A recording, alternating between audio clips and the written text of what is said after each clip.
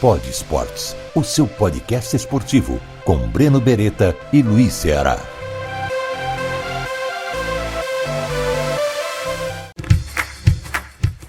Espera só mais um pouquinho que o Pod Esportes já vai começar. Você gosta de café? Sabia que depois da água, o café é a bebida mais consumida no Brasil? O café da Serra da Canastra é gourmet e tem um sabor todo especial. Você não precisa sair de casa para comprar. Entre no site cafedaserradacanastra.com.br e peça já o seu. Entregas em todo o Brasil. Agora, aproveite o podcast e, de preferência, com bom café.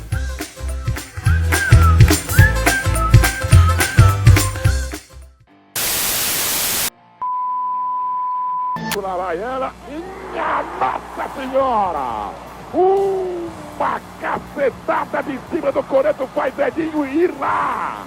E no cocô da Ema, Eli Coimbra! Era mexeu, olho no lance, Edinho! Cobrança pro time do Corinthians, partiu Marcelinho, é sempre perigoso, Edinho! Encheu o pai Pelé de orgulho! Marcelinho vai para a cobrança. Marcelinho, Edinho, um efeito incrível na cobrança de Marcelinho. Bom, começando mais um Pod Esportes, podcast esportivo que eu e o Luiz Ceará temos desde o ano passado, né? Estamos no ano 2, trazendo grandes nomes do esporte, atletas, ex-atletas, treinadores, ex-treinadores de todos os esportes. E hoje a gente tem um prazer muito grande de receber aqui um cara que o esporte está no sangue dele, na família dele, né? E que vai ficar marcado para a história do futebol mundial. Tanto o pai dele quanto ele também, que já faz um grande trabalho desde a época que era jogador, né, Ceará? É verdade, B. Nós estamos diante do Edinho, né? Que é o filho do rei, que é o príncipe, e que não tem como escapar, meu velho. Você ouve o Edinho falando, você fica ouvindo o pai dele, entendeu? Porque é a mesma voz, ele sabe disso. Ele é bem parecido, eu acho que até uma irmã dele era mais parecida fisicamente com o Pelé, sim, mas ele tem uma irmã, né? Mas ele tem a voz do Pelé. E tem o sangue do rei, porra, entendeu? Não tem como, né? Jogou bola, foi jogar no gol. Imagine você, que destino do Edinho, ele foi ser goleiro. E vamos começar a entrevista dizendo o seguinte, que é uma honra muito grande, porque eu conheço o Edinho há muitos anos, desde que ele é pequenininho, criança, eu já tinha visto ele de perto, já tinha brincado com ele, mas é claro que não lembra. E depois encontrei Edinho já adulto, já jogador, né? E acompanhei a carreira dele. E eu quero saber o seguinte, Edinho, uma pergunta que todo mundo faz para você, mas aqui no podcast a gente não pode deixar de fazer. Como é que é ser goleiro filho do Pelé? Qual foi a loucura que passou na sua cabeça? Breno, cara, muito bom estar contigo aqui. Luiz, muito bom te ver também, meu irmão. Saudades e tivemos realmente momentos aí, encontros ao longo de toda a nossa trajetória e é muito gostoso estar te encontrando de novo. Rapaz, eu vou te falar, por incrível que pareça, e como todo mundo presume, mas não foi uma loucura, foi uma situação muito natural, não foi uma vingança que eu tinha raiva do meu pai para judiar dele, mas senão eu me tornaria árbitro, eu acho, se fosse mesmo para pegar, né, para deixar ele louco, mas enfim, rapaz, é uma coincidência da vida. Que minha vida sempre foi pautada no esporte, desde os meus 5, 6 anos de idade eu pratico esporte competitivo, mas por ironia do destino, eu cresci nos Estados Unidos, né? Apesar de ser brasileiro e né, ter nascido no país do futebol, ter o rei do futebol como pai, o meu início de trajetória no esporte foram com os esportes tradicionais americanos. Então eu jogava basquete, beisebol, futebol americano, né? Então dos 6 até os 14, 15 anos, eu só pratiquei esses esportes. Hóquei no gelo, lacrosse é um esporte tradicional americano também, jogado no campo, com bastão e tal, enfim. Então eu tinha, assim, era muito eclético, né, a minha vida no esporte. E o futebol, eu joguei muito pouco, bem no início dessa trajetória, ainda com 7, 8, 9 anos, no time do colégio. E depois, como ainda não havia o futebol nos Estados Unidos, futebol profissional, e não era um esporte popular, até sofria um certo preconceito, né? O esporte, no início, quando meu pai, né, no início dos anos 70, foi para o Cosmos, né? Após ele tinha ideia de encerrar a carreira aqui no Brasil, acabou encerrando no Santos, mas permitiu uma sobrevida numa empreitada de implementar o futebol nos Estados Unidos, né? Ainda praticamente o único país importante, grande do mundo que que o futebol não era o esporte principal, né? Então essa foi a ideia, e aí ele foi com alguns outros grandes jogadores no final da carreira, Franz Beckenbauer, Neskins, Carlos Alberto, né? Formaram aquele grande time. Torres, Carlos Alberto, Nelson Moraes, Marinho Chagas, enfim, alguns, né, grandes jogadores foram, né, para os Estados Unidos, Nova York, foram formar essa grande equipe do Cosmos, mas enfim, nessa época ainda o futebol no país não era popular. Então as crianças, e nesse momento ele ganhou uma associação muito forte com as meninas, né? Um esporte que, comparado com os dos Estados Unidos, tem pouco contato físico, né? E não precisa de equipamento, então é muito fácil para praticar. E aí os pais, na fase de crescimento lá, ficou muito popular entre as meninas e ganhou essa conotação que era o esporte feminino. Então eu, além de tudo, criei uma certa aversão também, porque, né, eu sofri esse preconceito. E aí olha como a vida é muito louca, né, Luiz? Eu tinha vergonha de falar que meu pai era jogador de futebol para os meus coleguinhas, para os meus amigos da escola, porque ele já era aposentado, ele ainda, né, não estava atuando mais, então não era aquela figura do atleta. Então era uma história que eu contava. Meu pai foi jogador de futebol. E eu contava assim mesmo da voz ali. E assim, a coisa mais irônica, né? O melhor jogador da história e eu era envergonhado de admitir isso. Então, enfim, aí, como eu falei, fiquei um pouco longe do futebol. E aí, com 15, 16 anos, eu vim ao Brasil, eu vinha com uma certa frequência, praticamente uma vez por ano, passava um período muito curto, apenas para ter contato com os parentes, né, com os avós, com os tios. Então, nunca tinha ficado muito tempo aqui no Brasil. Nessa ocasião, quando eu tinha 16 anos, eu acabei ficando 2 meses, o mais longo período até então. E a partir daí, não conheci a Vila Belmiro sequer, fui conhecer a Vila com meu tio e conheci o futebol de perto. Eu já era um esportista nato e aí me apaixonei, à primeira vista, pelo futebol de verdade, né, que aqui no Brasil ainda eu só tinha pela TV nos Estados Unidos um pouco do futebol inglês e um pouco do futebol alemão, né? A TV a cabo ainda estava iniciando, mas eu tinha acesso a isso, mas era um futebol muito burocrático, um futebol meio que chuta e corre, que eu gosto de falar, e cruzamento na área, então não era muito vistoso, né? Não tinha aquele talento brasileiro, aquela ginga do futebol latino. E aí quando eu conheci pela primeira vez de perto, lá na Vila, vendo o time principal treinando, nossa, eu fiquei encantado e aí imediatamente me apaixonei. Aí, comentando isso com meu tio, com meu pai falou, pô, será que você vai ficar um período mais longo aí, porque você não vai treinar com os garotos lá? Eu sempre fui destaque de todas as minhas equipes, né, que eu participei aqui nos Estados Unidos, sempre fui titular, sempre me destaquei nas equipes. Então, meu pai até uma vez, uma rápida história curiosa aqui, uma vez eu estudava num colégio internato no interior de Nova York, no norte um pouco do estado. Então, todo final de temporada esportiva tinha um jantar de cerimonial de pais e filhos, né? Era chamado jantar de pai e filho.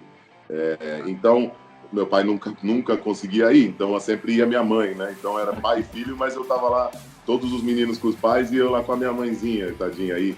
E na época eu tinha um pouco de vergonha, hoje eu percebo como ela foi heróica, né? Porque se eu tinha vergonha, imagina ela, né? No meio de todos os pais lá, e o filho dela não podia estar com o pai, e ela...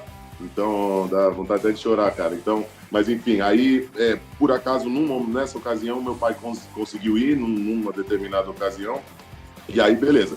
Aí, daquele jeito dele, né? Chegou atrasado, o cerimônia já tinha começado, eu tava lá desesperado, agoniado, esperando ele. Aí ele chega, mas de forma triunfante, aí ele encanta todo mundo, e pediram para ele dar uma palavra, e ele levantou com toda, né, com toda a maestria, com toda aquela elegância, aí deu, né, um discurso muito bonito para a garotada, para toda a classe ali, da cerimônia ali da escola.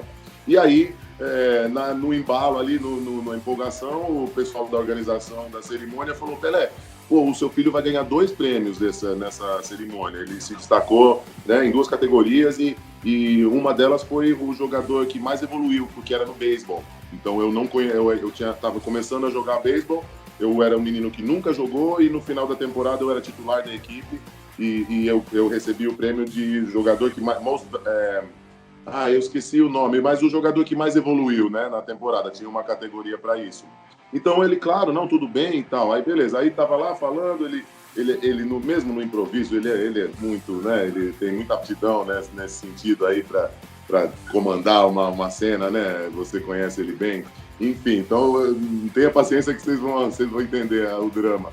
Aí tudo bem, aí começou tal, aí o menino, o orator lá, foi lá e falou: agora o Edinho vai receber, o Edson vai receber o prêmio de jogador que mais evoluiu, Most Improved, é o jogador que mais evoluiu, que mais melhorou.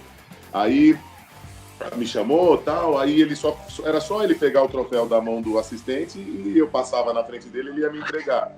Aí eu tô subindo já, fiquei em pé lá, saí da minha mesa, tal, tava vindo na direção do palanque, e o menino pegou o troféu, pôs na mão dele assim, ele pegou o troféu, quando ele olhou, era um atletinha de beisebol, né, na posição, a estatuetinha do jogador de beisebol. Aí ele devolveu pro menino e falou: não, esse não é pro meu filho, não.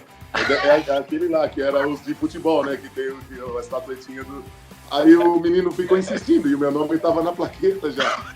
Aí o menino falou: não, Pelé, é beisebol, teu filho ganhou. Ele falou: pô, mas meu filho ganhou de beisebol, prêmio? E tava lá todo perdido. Cara, com toda a habilidade dele, aquilo lá derrubou ele. Ele falou: meu filho jogando beisebol aqui e tal. Então essa cena... quer me derrubar. Nossa, rapaz. Mas voltando à história, então, dizia o Edinho, goleiro, né? Então, é por isso. Então, a minha formação no esporte... detalhe-chave, né? Então, nessa ocasião, com 16 anos, na Vila, quando eu fui fazer uma entrevista com o treinador da categoria para passar aquele mês lá treinando com os garotos, o treinador falou: que posição você joga? E eu travei, porque eu não jogava bola, então eu falei: não sei. E aí pensei, né? Então, quando eu estava até o grupo do juvenil, naquela ocasião, estava treinando fora, então eu e meu tio ficamos aguardando na Vila, foi onde eu fiquei assistindo o treino do profissional até o retorno da garotada do juvenil. Então, eu naquele momento, eu vi no canto ali os goleiros treinando separados. E eu curti demais, porque foi uma coisa, um processo muito mais semelhante aos que eu estava acostumado. O treinamento de goleiro é muito mais rígido, né, mais repetitivo, né, o modelo ali, o processo de treinamento é muito mais parecido com os treinamentos do futebol americano, do beisebol, né, mais específico, né, bem técnico. Então eu falei, aí na hora me deu um estalo pro treinador, eu falei: eu sou goleiro. Aí, meu tio olhou para mim assim, o treinador olhou para mim assim, falou: mas você é goleiro? Eu falei: sou goleiro, porque não me garantia, será? Eu não sabia jogar, aí eu também não queria falar isso, então eu já, moleque, né, sabe, moleque é meio orgulhoso, tá cabeçudo, e então eu falei: eu sou goleiro, e fechei a cara, e fui e comecei a treinar no gol, rapaz, fiquei um mês lá no juvenil treinando no gol, totalmente perdido no início, mas já rapidamente me adaptei e consegui, né, pegar alguns dos movimentos, e mais do que tudo, a paixão pelo esporte, pelo jogo, e a partir dali a minha meta, o meu sonho era me tornar jogador profissional de futebol, e eu consegui, assim, com muita luta, com muita dedicação, com muito ceticismo, né, muito desacreditado por toda a falta de experiência, de formação, pela minha estatura. Então foi sempre uma batalha, sempre um desafio, né, sempre uma superação em termos de emocional, né, e da cobrança que eu tinha com o nome, com tudo mais. Mas foi isso, foi assim que eu realizei meu sonho e conquistei o meu espaço hoje dentro do futebol. Ô Edinho, antes da gente falar do seu atual trabalho, né, que é um trabalho muito promissor como treinador, Você até tocou no detalhe de superação. Eu acho que a internet, principalmente hoje em dia, que deu voz para muita gente, para o lado bom e para o lado ruim também, né? Eles enaltecem e, ao mesmo tempo, jogam a pessoa ou o profissional lá embaixo. Eu gostaria de falar da sua superação, né? Porque você tem uma história de vida, de superação, e eu queria saber como que você superou os problemas, porque todo mundo tem defeitos, né? Como que você superou os seus problemas extra-campo para chegar hoje, ser um treinador respeitado no Santos, de futuro? A gente sabe que você vai ser um grande treinador de futebol. E qual foi o papel do seu pai também nessa superação que você teve ao longo da sua vida para chegar hoje onde você está? Olha, Breno, é verdade. Realmente eu passei por uma situação muito difícil, um drama, né, de verdade. Ainda considero que estou passando, porque ainda me defendo, né, nos tribunais, ainda, infelizmente, né, no nosso país a justiça realmente é muito complicada. Então, enfim, é uma nuvem preta que ela ainda me segue de certa forma, mas a superação ela é a minha essência. Eu sempre fui um guerreiro, sempre fui um batalhador. Tudo que eu tenho na minha vida eu conquistei com muito esforço, com muita luta. E, acima de tudo, não vim aqui para isso, não estou aqui para isso, vocês me deixam muito à vontade, mas o fato é que eu sou inocente, eu não fiz aquilo que eu fui acusado, né, de fazer pela justiça. Então, fundamentalmente, é daí que vem a minha força, tá? Né? Então, é daí que vem a minha coragem, eu ter a cabeça e a consciência muito tranquila quanto a isso.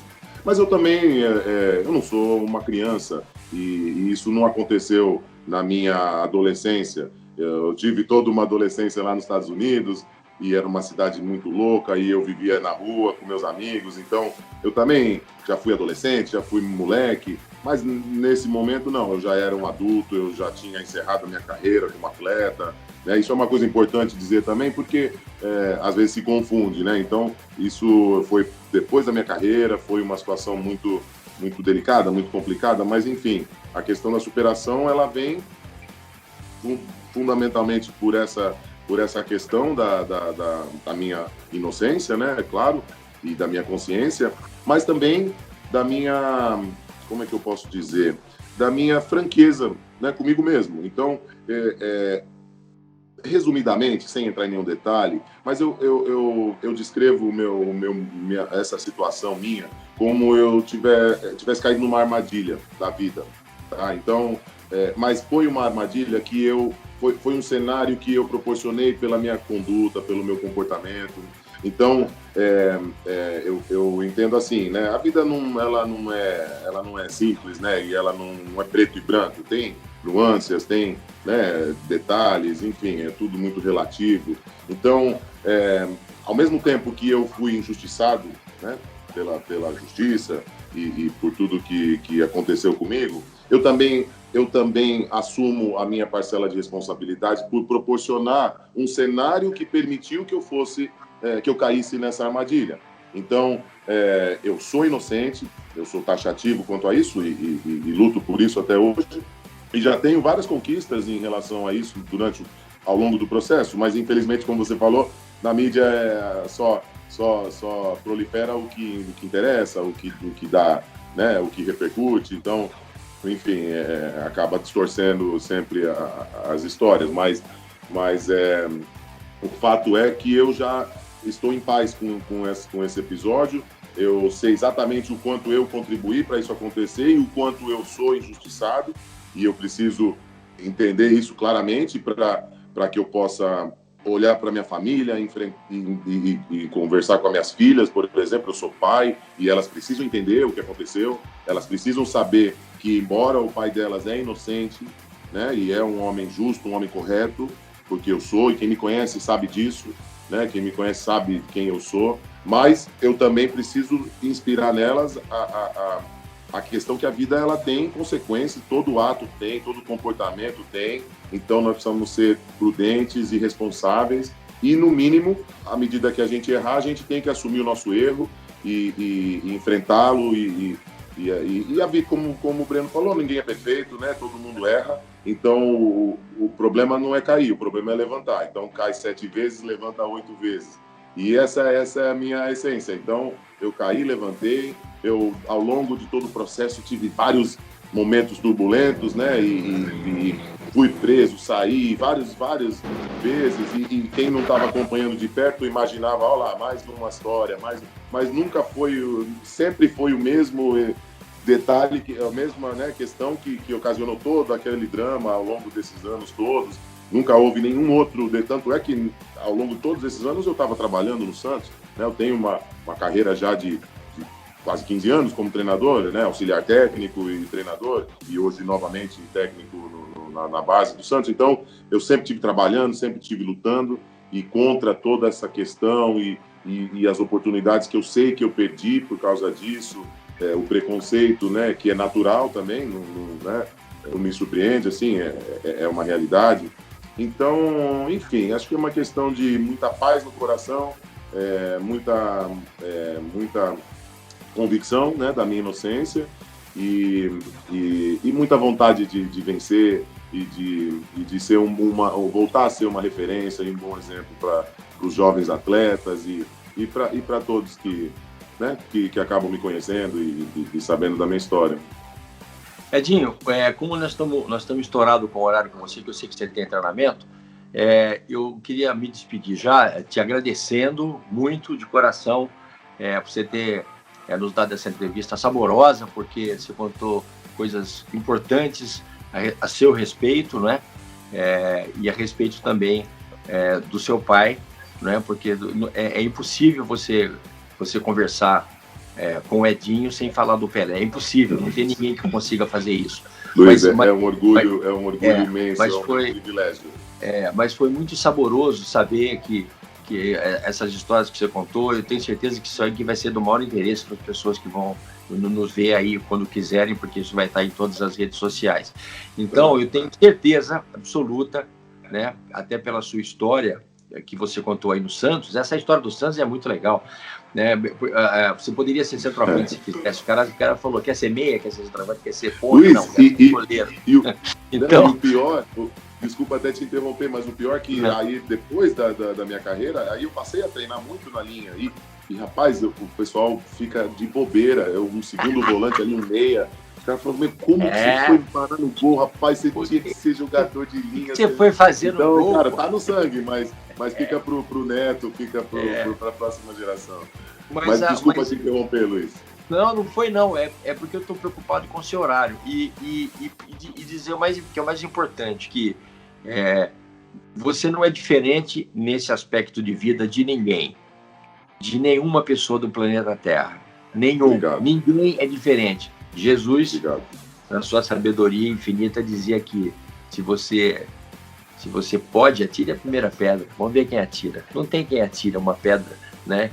Então, você pode ficar tranquilo, porque a sua vida é a vida da maioria das pessoas desse planeta Terra, que todas as famílias têm dramas. Entendeu? E nós temos que conviver, eu tenho que conviver e convivo, né? E o que mais interessa para todos nós é o amor que a gente tem pelos filhos, é o que você está falando aí, o amor que você tem pelas suas filhas.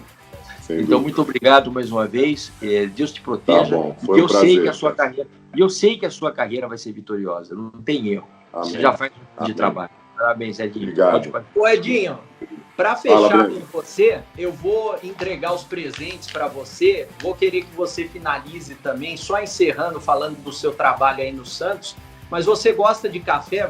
Seu pai é do sul de Minas, Adoro o cafezinho. A gente vai mandar para você, o café da Serra da Canastra. Pô, show de bola, muito obrigado. Que é de Minas Gerais, direto de Minas Gerais, é um café da minha terrinha, Três Corações. Três Corações, a terra do café, muito bom. O café da Serra da Canastra, um café gourmet, vamos mandar para você saborear. Muito obrigado. Para vocês voltarem a se encontrar aí também. E vamos fazer uma caricatura sua. O Caricasson faz caricaturas especiais, ele vai fazer uma caricatura sua especial com a camisa do Santos aí. Pô, rapaz, tá bom, fico no aguardo. E eu queria que você finalizasse, Edinho, falando sobre esse trabalho importante, porque tem gente que não valoriza o Sub-23. Hoje você tem um trabalho muito importante como treinador do Santos Sub-23, inclusive mandou todo o time Sub-23 agora para o Ariel Holan utilizar no time principal, né? Eu acho que é algo inédito e ele está já utilizando. E esse trabalho de base, até para você ser treinador profissional, é muito importante. Queria que você finalizasse falando sobre isso. Isso, verdade, Breno. É uma oportunidade incrível que eu estou tendo, né, de poder fazer esse trabalho. Desde o momento que eu cheguei no clube, hoje já passou um pouco de um ano, eu fui recebido pelo Paulo Autuori, na época era o nosso superintendente de futebol, e na verdade ele... A minha ideia era, obviamente, ser treinador, dar sequência na minha trajetória, né? Como eu estava já. E como ele chegou no clube, e o clube estava, e ainda está, mas estava numa situação muito complicada, ele chegou, além de, obviamente, cuidar do futebol profissional, também com uma proposta de reformular o processo de futebol na base do clube, né? No departamento amador. E era uma experiência que ele já havia feito no Atlético Paranaense, que é referência, né, hoje no Brasil, nesse sentido, na formação, na sua gestão, né, em termos de sua estrutura e o processo de futebol lá de formação. Então, o Paulo foi contratado pelo Santos justamente para fazer isso e me recebeu e pediu para que eu pudesse ser coordenador de futebol da base, para que eu pudesse estar em contato com todas as categorias, né? Poderia ter assumido uma categoria 20 ou a própria 23 na ocasião, mas ele queria que eu pudesse estar livre de um processo, né, de treinador, para que eu pudesse estar realmente ajudando ele a alinhar toda a metodologia de futebol, realmente desenvolver uma identidade para a formação do clube, em termos técnicos, né? Cada posição, todo o processo de formação que vai levar o menino de 13 anos ao elenco principal, né, no futuro. Então, isso é um trabalho muito sério, muito, muito difícil, né, e muito, muito complexo, como qualquer processo de educação, né, uma faculdade, né, um ensino médio. Então, é um processo importante e no nosso país, infelizmente, ele não é conduzido de uma forma muito profissional. O processo, a questão política do nosso esporte, ela vai na contramão em todos os aspectos, né, do empreendedorismo e de tudo que é de moderno hoje no esporte profissional, infelizmente. Então, enfim, aqui a ideia era criar esse processo. Infelizmente, o Paulo acabou saindo, mas nesse momento ele já havia me inspirado a necessidade da gente ter o cuidado com o 23, porque ele já antecipava as dificuldades que a equipe ia ter diante de todo o cenário, o transfer ban, a questão, né, de não poder inscrever atletas na competição e todas as dificuldades econômicas que o clube sofria. Então ele falou: Edinho, a menina dos olhos é o 23, é dali que nós precisamos, né, deixar um grupo forte e buscar os melhores talentos que tem no clube, porque com certeza vai precisar, e foi isso que aconteceu. E aí, infelizmente, como eu falei, o Paulo saiu, teve uma turbulência, né, muito louca no clube, política lá, e nessa turbulência eu fui efetivado já como técnico do Sub-23, e a partir dali segui a indicação do Paulo, né, do Paulo Autuori. Eu me dediquei, peguei a equipe 2 dias antes do primeiro jogo na competição do ano passado. Fizemos uma boa campanha. Infelizmente, o modelo da competição acabou nos prejudicando um pouco. Ficamos numa ótima posição, mas aí o formato da competição acabou fazendo com que, por um detalhe, ficamos de fora da próxima fase. Mas, enfim, tivemos aí quase 70% de aproveitamento na fase, né, dos jogos. Vencemos 5 jogos, empatamos 2, acho que perdemos uma partida só. Então, mas mais importante do que isso, formamos um time forte, um time talentoso. O time titular que encerrou esse período comigo, eles rigorosamente eram todos os reservas do grupo. E aí eu, né, peguei o grupo na mão, fui percebendo, fui entendendo, e realmente, né, conseguir criar ali um trabalho muito bom. Eu divido todo esse crédito com um jovem técnico chamado Rodrigo Casarim, é um treinador com uma mente brilhante e nos demos muito bem. Ele era, em todas essas transformações aí, ele era o treinador do 17, depois virou do 20 e finalmente nessa última turbulência acabou sendo agregado ao meu trabalho no 23 e hoje fazemos um trabalho junto lá, coordenado, muito sério, né? E com isso conseguimos formar jovens com muito talento, obviamente, que nós dependemos, né, do talento do jogador, não fazemos nada, não consigo, né, passar do limite do atleta, né? Então, trabalhar com talento é muito gratificante. Então, jogadores como o Kaique, um menino de 17 anos hoje que já está brilhando como titular da equipe, o Pirani é um meia que, para mim, joga em qualquer grande equipe da Europa, como aquele 10, o Xavi, o Iniesta ali, aquele meia de ligação, muito inteligente, muito rápido, um jogo muito objetivo, 2 toques na bola, né? Um menino que tem um futuro brilhante, né? Outros como o Kevin Maltz ainda não teve muita oportunidade, um médio volante ali, um 5, um 8, e outros jogadores talentosos, jovens ainda, que estão dando suporte para a equipe profissional. Desde o final da trajetória do Cuca, já com, por exemplo, o Bruno Marques ou o Balieiro, né? Jogadores que eram também dessa equipe e já, né, precisaram subir, já subiram jogando, inclusive, né? Isso é uma questão que eu gosto de destacar, porque nós já estávamos sem jogos, né? Estávamos sem calendário, e eu mantive a equipe justamente para dar suporte para o profissional. Mas é um desafio, né? Você trabalhar sem competição, sem objetivo, mas eu sempre inspirava essa questão para os meninos. Olha, nós estamos aqui hoje, de repente parece que estamos um pouco afastados, mas do nada vocês podem estar aqui amanhã já sair jogando no próximo jogo. E isso foi evidenciado. Diante de todo o cenário do Covid, dessa loucura que a gente está vivendo, vira e mexe, sumia, né? A gente perdia 3, 4, 5 jogadores véspera de um jogo e pega lá do Edinho. E os meninos já iam lá prontos para jogar, formatados nas posições e nos processos, e mesmo sem jogo, com ritmo, né, a parte física e tudo mais. Então, a gente tem muito orgulho desse trabalho. Como o Breno falou, muitas vezes é um trabalho que não aparece muito, né, não recebe muito valor, mas é fundamental, e numa grande equipe é uma grande ferramenta. A minha trajetória como goleiro começou nos aspirantes também, né, fazendo as preliminares, e então eu sei muito bem a importância disso na trajetória de um atleta, e hoje tenho esse privilégio de ser o técnico do Santos B, o Sub-23, e aí lutando e me posicionando para um dia, quem sabe, assumir a equipe principal. Beleza, obrigado, Edinho. Abraço. Obrigado, Luiz. Obrigado, Breno. Se Deus quiser, estou de volta logo aí com vocês. Conversar com o Rei, fala para ele que a gente mandou um beijo. Mandei um beijo para ele. Com certeza. E um abraço a todos que estão assistindo. Obrigado. Tá? Obrigado. Valeu, obrigado, Edinho. Tchau. E olha, não desliga ainda que tem os bastidores da entrevista. Estão todos brilhando lá no grupo profissional e eu estou muito feliz por isso. Estou agoniado agora, acabamos de confirmar a nossa participação na próxima competição, né, dessa temporada, no Brasileiro do Sub-23, então já, né, estabeleceu o próximo...